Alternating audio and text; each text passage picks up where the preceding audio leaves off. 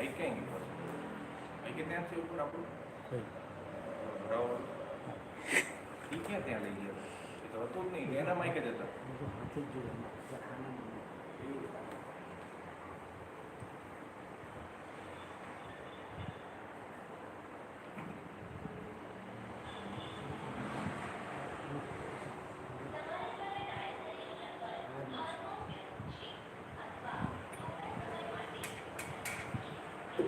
देयं सदा परिभवग्नमभीष्टदोहम् तीर्थास्मदं शिवविरञ्जिनुतं शरण्यम् भृत्यार्तिहं प्रणतपालभाग्निपोतम् वन्दे महापुरुषते चरणारविन्दम् वन्दे महापुरुषते चरणारविन्दम्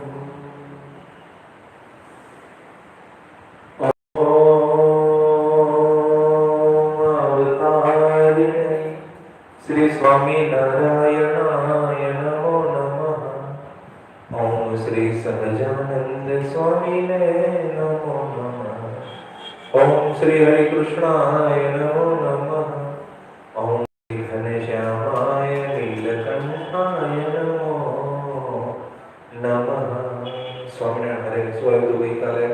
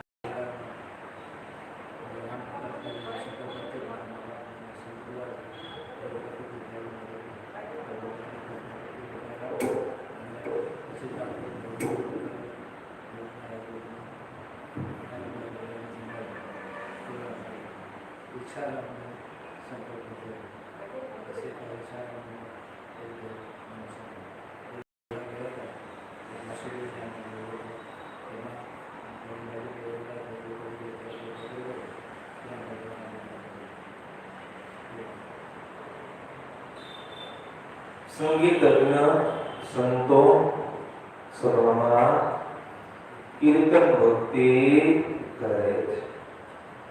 કીર્તનનું શ્રવણ થતાં જ શ્રી હરિ ખેંચાઈ અને સંતોની બાજુમાં ઓરા ઓરા હસે છે. ત્યાર પછી શ્રી હરિ સંતો ઉપર પ્રસન્ન થઈ અને કહે છે કે હે સંગીતના વિદ્વાન સંતો, તમારું આજનું આ સંગીત નારદ અને તુંબરોના સંગીત કરતા પણ શ્રેષ્ઠ છે. સદગુરુ આદિગુરુ બ્રહ્માનંદ સ્વામી બુદ્ધિશાળી અને શ્રી હરિ પ્રત્યે સખા ભાવ રાખનારા સંત હતા અને શ્રી હરિને પ્રાણ કરતા પણ વધારે વાલા સંત હતા અને વારંવાર સભામાં મર્મભરી હાસ્ય રમૂજની વાતો કરવામાં પણ પારંગત હતા. કઈ પણ મહારાજ ગંભીર થયા હોય તો બ્રહ્માનંદ સ્વામી કા સુરા ખાચર આવે તો સભા સુસ્ત હોય એમાંથી રમૂજી થાય. એટલે બ્રહ્માનંદ સ્વામી પ્રેમથી શ્રી હરિને કહે છે કે હે મહારાજ, અહો ભાગ્ય અમારું કે આપ તો સાક્ષાત કાળ કર્મ માયાના નિયંતા છો, સર્વ અવતારના કારણ છો, તેમ છતાં પણ અમારી પ્રસન્નતા વ્યક્ત કરવા માટે અમારી પ્રશંસા કરો છો. શ્રી હરિ કહે છે, હે ધીમન, આ પ્રશંસા હું એમને નથી કરતો, ખરેખર સાચી જ કરું છું. આટલું કહી અને મહારાજે 3 વાર તાળી વગાડી. શું કર્યું? 3 વાર તાળી વગાડી અને તાળી વગાડતાની સાથે જ આકાશમાંથી દિવ્ય સ્વરૂપે તુંબરો અને નારદજી હાથમાં વીણા ધારણ કરી અને ત્યાં પ્રગટ થયા. એ તાળી કોના માટે હતી? એના આહવાન માટે તાળી. શ્રી હરિના દર્શનથી એ બંનેના હૃદયમાં આનંદ ઉભરાવા લાગ્યો. શ્રી હરિને બંને સાષ્ટાંગ દંડવત પ્રણામ કર્યા. એની આગળ ઉભા રહ્યા છે. અનેક પ્રકારના સંગીતની કલાના નિષ્ણાંતે બંને સંતોનું આજે સૌ પ્રથમવાર સંગીત સાંભળ્યું અને એ બંને પણ પ્રસન્ન મને તે સંગીતની પ્રશંસા કરવા લાગ્યા. શ્રી હરિનો અનન્ય રાજીપો મેળવવા માટે વીણા વાદન કરી હર્ષ આવેશમાં આવી અને સુંદર ગાન કરવા લાગ્યા. નારદ અને તુંબરુનું દર્શન પુણ્યકારી છે. આવા શ્રી હરિના દર્શન કરવા માટે સંતોનું સંગીત સાંભળવાની ઈચ્છાથી રોજ હરખથી આવતા. શ્રી હરિના દર્શનથી આનંદ ઉત્સવ માણનારા તે બંને ત્યાર પછી તરત જ તિરોહિત થઈ ગયા. સંગીત પૂરું થયું અને તરત જ અદ્રશ્ય થઈ. શ્રી હરિને પગે લાગી અને વિસ્મય પામેલા સામવેદ પણ પ્રસન્ન થયા. સામવેદે પણ તાલ ગ્રામ આદિ સહિત સંતોનું શુભ સંગીત સાંભળ્યું અને સંતોની ખૂબ પ્રશંસા કરી. શ્રી હરિના દર્શનથી આનંદિત થયેલ સામવેદે પણ તેમની આગળ ગાન કર્યું અને વિશ્વેશ્વર શ્રી હરિની ઈચ્છાથી સત્વરે અંતર્ધાન પણ થઈ ગયું. શું થયું? અંતર્ધાન પણ થઈ ગયું. આવી રીતે શ્રી હરિનું આ દિવ્ય ઐશ્વર્ય સર્વ પીડાને શમન કરનારું, ભગવાનના ચરિત્ર શ્રવણ કરવાથી અથવા તો કીર્તન કરવાથી સર્વ પાપ બળીને ભસ્મ થઈ જાય એવો એનો અલૌકિક મહિમા છે. ભગવાનના બધા જ ચરિત્રો શ્રેષ્ઠ છે, શુભકારી છે. એમાં પણ ભગવાનના ઐશ્વર્ય પ્રતાપ જણાવતા ચરિત્રો તો પોતાના આત્માનું હિત ચાહનારાઓએ તો વિશેષ કરી અને શ્રવણ કરવા અને ગાવા જોઈએ. શું કામ? ભગવાનનો નિશ્ચય દ્રઢ થાય. કલ્યાણકારી તો ભગવાનના મનુષ્ય ચરિત્ર છે, પણ ઐશ્વર્ય પ્રતાપ જણાવતા ચરિત્રો વિશેષ શા માટે ગાવા જોઈએ? એનાથી નિશ્ચયની પુષ્ટિ થાય. સંતોને અતિ પ્રિય અને અદ્ભુત ચરિત્રો આવી રીતે મેં તમારી આગળ કહ્યું છે. ચૈતન્યાનંદ સ્વામી કહે છે, શ્રી હરિએ અક્ષરવર્ડીના ચોકમાં પણ એકવાર દિવ્ય ઐશ્વર્ય બતાવ્યું. અક્ષરવર્ડીનો ચોક. શ્રી હરિએ ઉગમણા બાદના સોમાદેવીના ત્રણેય ઓરડાઓમાં પોતાનું ઐશ્વર્ય દેખાડ્યું હતું. આટલું સ્વામીએ કહ્યું એટલે અમરા ખાચર રાજી થયા અને ચૈતન્યાનંદ સ્વામીને સુંદર પ્રશ્ન પૂછે છે કે હે ગુરુ, ભગવાન શ્રી હરિના ઐશ્વર્ય સાંભળવાથી મને બહુ સુખ થાય છે અને એની આગળ તો મને અમૃતનો સ્વાદ પણ ઝાંખો લાગે છે. જો કેવો રસ આવે છે. શું કહે છે હમણાં બાબુ કે ભગવાનના ચરિત્રો સાંભળવાથી મને સુખ થાય છે અને અમૃત કરતા પણ વધારે મને સ્વાદ આવે. આ ભગવાનના ચરિત્ર શ્રવણનો સ્વાદ તો અમૃતના સ્વાદને પણ ઝાંખો કરી નાખે છે. આપ જ્ઞાનના મહાન નિધિ છો, કોમળ હૃદયવાળા સંત છો. હું આપનો શિષ્ય થયો છું, માટે દયાએ કરી અને મને ભગવાનના ઐશ્વર્ય સંબંધી ચરિત્રની વાત શ્રવણ કરાવો. ચૈતન્યાનંદ સ્વામી શ્રી હરિના વાલા સંત છે અને સંતો ભક્તો ઉપર વાત્સલ્ય ભાવ રાખનારા અને તમામ સંતો મધ્યમાં માનનીય અને પૂજનીય સ્થાન ધરાવનારા છે. એટલે ભગવાનનું ધ્યાન કરી અમરા ખાચરના પ્રશ્નને સાંભળી રાજી થયા અને અમૃતના સમાન મધુર વાણી કહે છે કે શ્રી હરિના મોટા ભાઈ રામ પ્રતાપના પુત્ર હતા નંદરામ. તેના બે દીકરા રામશરણ અને નારાયણ પ્રસાદ, તે બંનેને વેદ અને વેદાંતના પારંગત વિદ્વાન વિપ્રો પાસે યજ્ઞોપવિત સંસ્કાર કરાવો, આવી રીતે મહારાજે શુભ સંકલ્પ કર્યો. હિન્દુ ધર્મમાં કેટલા સંસ્કાર છે? 16 સંસ્કાર માન્ય ગણવામાં આવે છે. એમાં પણ યજ્ઞોપવિત સંસ્કાર એ તો અતિશય મહત્વનો સંસ્કાર છે ત્રિવર્ણિકો માટે. બ્રાહ્મણોએ 8 વર્ષે ઉપવિત સંસ્કાર ધારણ કરવો, ક્ષત્રિયએ 11 વર્ષે અને વૈશ્યએ 14 વર્ષે તો યજ્ઞોપવિત ધારણ કરવી જોઈએ. એટલે મહારાજે શું સંકલ્પ કર્યો કે પોતાના ભત્રીજાઓને યજ્ઞોપવિત સંસ્કાર કરાવો. એટલે અક્ષર ઓરડીના ચોકને નજીક શ્રી હરિએ કાર્યકુશળ ભક્તો પાસે એક મંડપ બંધાવ્યો. આવા બધા પ્રસંગો હોય એટલે માંડવો તો બાંધવો જ પડે. મંડપ 4 દરવાજાથી શોભવા લાગ્યો. જાત જાતના રંગીન કપડાઓથી ચમકતો હતો. સોનાના કળશોથી મનોહર લાગતો હતો. 5 જાતના વૃક્ષોના કોણા પાન બાંધવામાં આવ્યા. કેળના સ્તંભો, અનેક પ્રકારના રંગની ધજાઓ, નવા વસ્ત્રો, નવા પલ્લવોના તોરણો બાંધવામાં આવ્યા. અને વેદ શાસ્ત્રના પારંગત વિદ્વાન બ્રાહ્મણોને આજ્ઞા કરી કે તમે વેદિકાની રચના કરો. એટલે એમણે વેદિકાનું નિર્માણ કાર્ય કર્યું.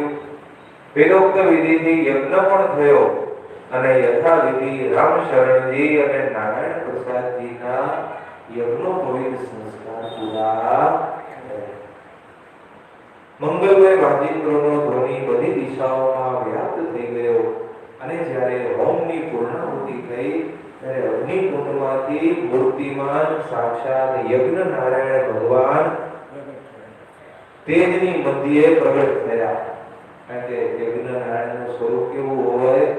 મહાન તેજોમય. એટલે તેજના પુંજ મધ્યે યજ્ઞ નારાયણ ભગવાનના સાક્ષાત દર્શન થયા. શ્રી હરિને પ્રણામ કર્યા, ભક્તિ ભાવથી સ્તુતિ પ્રાર્થના કરી અને ભગવાનના દર્શન કર્યા પછી તરત જ તિરોહિત થઈ ગયા. તે સમયે શ્રી હરિની મૂર્તિમાંથી પણ અપાર તેજ પ્રગટ થયું. સુંદર શ્વેત ઘાટું શાંતિ આપનારું આશ્ચર્યકારી દિવ્ય તેજ આખા દરબારગઢમાં વ્યાપી ગયું. સૂર્ય વગેરેના તેજને પણ ઢાંકી દે અને 10 દિશાઓમાં વ્યાપ્ત એ તેજને જોઈ અને બધાને આનંદ થયો.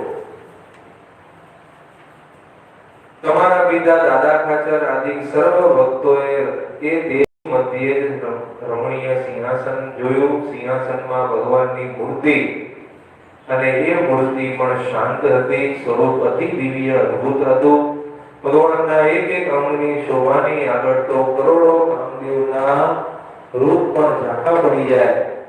કામદેવના ગર્વ ઉતારી નાખે એવું શ્રી હરિનું દિવ્ય સ્વરૂપ નેત્ર દયા રૂપ વૃત્તિ સબર છે. દિવ્ય નવા નૂતન દિવ્ય વસ્ત્ર અલંકારો ધારણ કર્યા છે અને સૌંદર્યનું ધામ શ્રી હરિએ કંઠમાં કૌસ્તુભ મણીની માળા ધારણ કરી છે. છાતી ઉપર વનમાળા. આવી રીતે અક્ષરધામસ્થ સ્વરૂપના દર્શન કોને થયા? દાદા ખાચર વગેરે ભક્તોને થયા. અને ભગવાનની આગળ મૂર્તિમાન વેદો સ્તુતિ કરે છે. અક્ષર મુક્તો પણ ચારે કોર મીટળાઈ અને બેઠા છે. વિવિધ ભગવાનના અવતારોના પણ દર્શન થયા અને તત્કાળ થોડી વાર પછી બધાએ અદૃશ્ય થઈ ગયા. સર્વ ભક્તો સમાધિ દર્શનનું આવું દિવ્ય ઐશ્વર્ય જોઈ અને વિસ્મય પામ્યા અને આનંદિત થઈ અને સ્વામિનારાયણ ભગવાનને સર્વ અવતારના કારણ સ્વરૂપ માનવા. બીજા પણ મુમુક્ષુ આત્માઓ ઘણા તે સમયે સભામાં હાજર હતા. એમને પણ અદ્ભુત ઐશ્વર્ય જોયું. જેને દ્રઢ નિશ્ચય નહોતો એના બધા જ સંદેહો ટળી ગયા અને એમને પણ સર્વોપરી નિશ્ચય થયો અને એમણે પણ સ્વામિનારાયણ ભગવાનનો દ્રઢ આશ્રય કર્યો. અમુક ભક્તો હતા એ તો હતા જ દ્રઢ નિશ્ચય વાળા, પણ અમુક હતા એ ઢીલા પોચા હતા. એ બધાને પણ સમાધિ દ્વારા ઐશ્વર્ય દેખાડ્યું એટલે બધાને દ્રઢ નિશ્ચય થયો. ત્યાર પછી ગોપાળજી મહારાજ વગેરે ધર્મવંશીઓએ શ્રી હરિની 16 ઉપચારથી પૂજા કરી અને ધર્મવંશીઓના ઉતારે જ રસોઈ તૈયાર કરાવી શ્રી હરિને જમાડ્યા. પછી સંતોને જમાડવા માટે પંગત કરાવી, બરફી, જલેબી વગેરે સ્વાદિષ્ટ વ્યંજનો પીરસી અને શ્રી હરિએ સંતોને જમાડી તૃપ્ત કર્યા. સુંદર કેસર ચંદનથી સર્વ અંગોમાં શ્રી હરિની પૂજા કોણે કરી હતી? ગોપાળજી. અને મહારાજ પછી એવી શોભાયુક્ત પંગતમાં વારંવાર કરી અને સૌ સંતો ભક્તોને મિષ્ટાન પીરસાયા. સંન્યાસીઓ, બ્રહ્મચારીઓ, બ્રાહ્મણો, હજારો હરિભક્તોને પણ અનેક પ્રકારના ભોજનો જમાડી તૃપ્ત કર્યા. સંધ્યા સમય થયો એટલે આરતી કરી અને ત્યાર પછી અક્ષર ઓરડીની આગળ ચોકમાં જ એક વિશાળ સંધ્યા સભા થઈ. સંધ્યા સભામાં શ્રી હરિ આસન ઉપર બિરાજમાન છે અને શ્રી હરિએ ઉદારતાનું દર્શન કરાવતા હજારો બ્રાહ્મણોને ચાંદીના રોકડા રૂપિયા દાનમાં આપી દીધા. શું પ્રસંગ હતો? આગલે દિવસે શું થયું હતું? યજ્ઞ પવિત્ર સંસ્કાર કર્યો હતો ને, એટલે એ નિમિત્તે બધું બ્રાહ્મણોને ખૂબ દાન દક્ષિણાઓ આપી. તમારા પિતા દાદા કાચરે પણ શ્રી હરિની અમૂલ્ય વસ્ત્ર, આભૂષણો, ચંદન પુષ્પના હાર વડે સાક્ષાત પ્રગટ પૂજા કરી.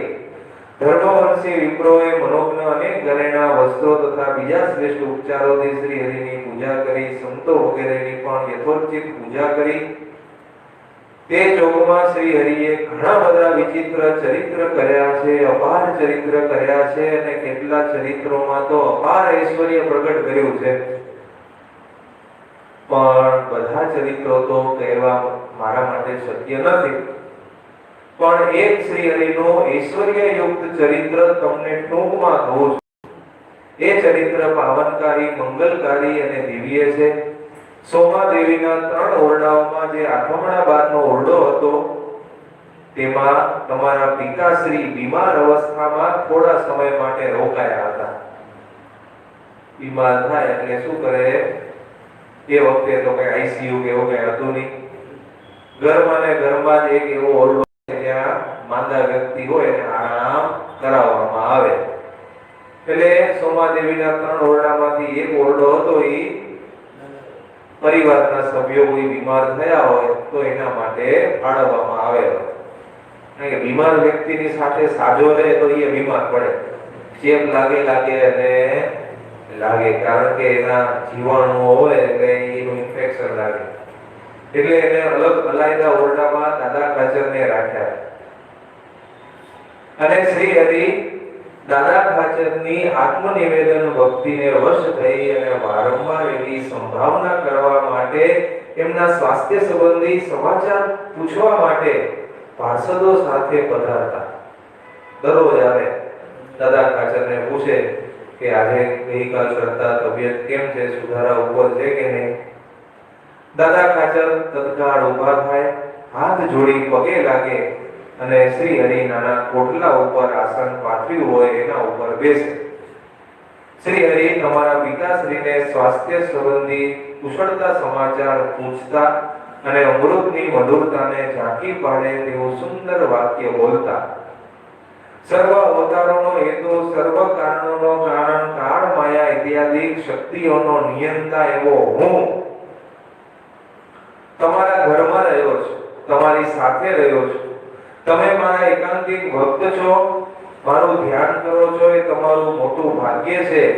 માટે સુબુદ્ધિ એવા તમારે તમારા દેહ સંબંધી કોઈ પ્રકારની ચિંતા કરવી નહીં. ભગવાન છે એ પોતાના ભક્તોને નિશ્ચિંત કરી નાખે. ભલે દેહમાં રોગ હોય પણ તમે કઈ ચિંતા કરશો નહીં. પૂર્વે અમરીશ રાજાએ પણ શાસ્ત્ર અનુસાર ધર્મ, જ્ઞાન, વૈરાગ્ય, ભક્તિ વગેરે સદગુણો સંપન્ન કરી અને ભગવાનની આત્મનિવેદન ભક્તિ શાસ્ત્ર અનુસારે પરોક્ષપણે કરી હતી, છતાં પણ ભક્તવત્સલ ભગવાને એમની રક્ષા કરવા માટે સુદર્શન ચક્ર મૂકી દીધેલું. પ્રસંગ બહુ મોટો છે, ઘણી વાર આપણે લઈ લીધો છે. દુર્વાસા મુનિ ની પાછળ સુદર્શન ચક્ર મૂક્યું. અસંખ્ય બ્રહ્માંડોની ઉત્પત્તિ સ્થિતિ પ્રલયનો કરતા સર્વજ્ઞ, સંતોને પ્રિય, સંતોને માનનારો હું તમારી નજર આગળ રાત દિવસ પ્રત્યક્ષ રહ્યો છું. પણ કદાચ તમારું કર્મ વિષમ હોય અથવા તો તમારો કાળ વિપરીત હોય, છતાં પણ તે અસહ્ય અને ન નિવારી શકાય એવા ખરાબ આપત્તિ કાળને અને ખરાબ કર્મને હું વિનાશ કરવા માટે સમર્થ છું. આપણને દેહમાં રોગ આવે છે એમને નથી આવતો, આપણા પૂર્વના કર્મને આધારિત જ દેહમાં સુખ દુઃખ આવે છે. એટલે મારા દાદા કાચરને ધીરજ આપે છે, કદાચ તમારા પૂર્વ જન્મમાં કે આ જન્મમાં કોઈ એવા ભારે કર્મો હોય અથવા ભૂંડો કાળ ચાલતો હોય અને તમારા દેહમાં બીમારી આવી હોય તો ચિંતા કરશો નહીં. હું તમારા સંચિત કર્મને બાળી દેવા માટે સમર્થ છું. હું કર્મનો ફળ પ્રદાતા છું. મારે તમને કયા કર્મનું ફળ આપવું, કયા કર્મમાં માફી આપવી એ બધું મારા હાથમાં છે.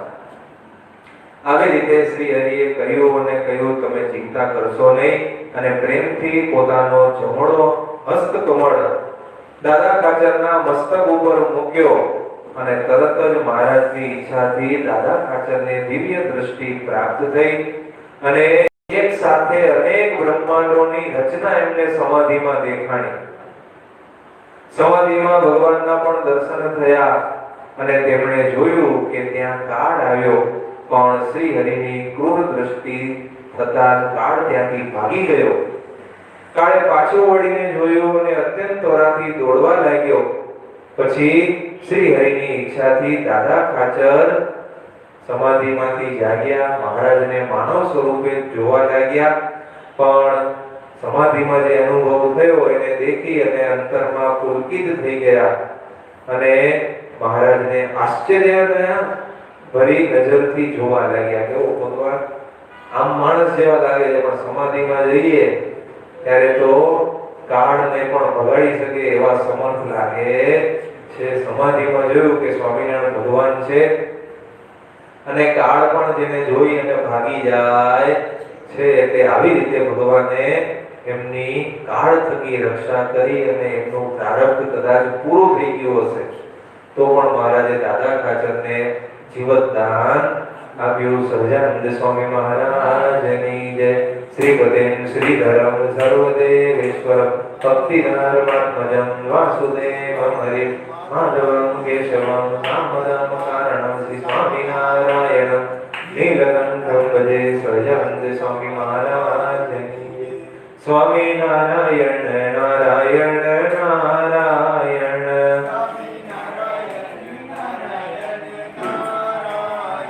સ્વામિનારાયણ નારાયણ નારાયણ